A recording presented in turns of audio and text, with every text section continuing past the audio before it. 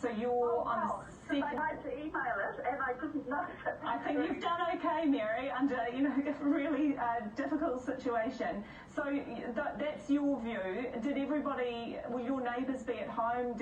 Was there time to get out?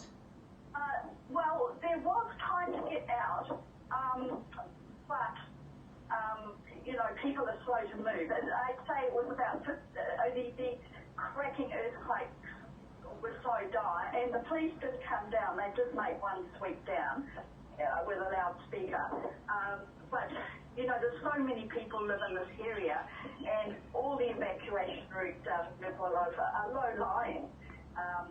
But we have been warned over the last few days to stay away from seafront, and that seems to have worked. I don't think there was anybody in the water. I mean, there wouldn't have been swimmers there, but it's just these waves down at Puleanga, and I would think from the angle of the waves that Kanokohoro Beach and those beach resorts that were so badly hit at Cyclone Harold 2 years ago will also be suffering these waves.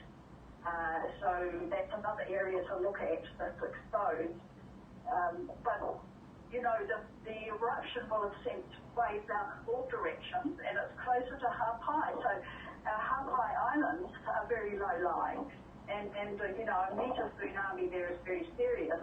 So, all of that will unfold in the morning. But I can see lightning just flashing now, so that volcano is still very active, 65 kilometres away. We couldn't see it today because of the whiteout on the horizon, but we've seen the lightning. I'm just standing by a window here, and there's ash blowing in. It's crunchy on my fingers. I've just got it in my eyes. I've got it all over my forehead. I'm pulling it off with my fingers. My fingers are grey, so the wind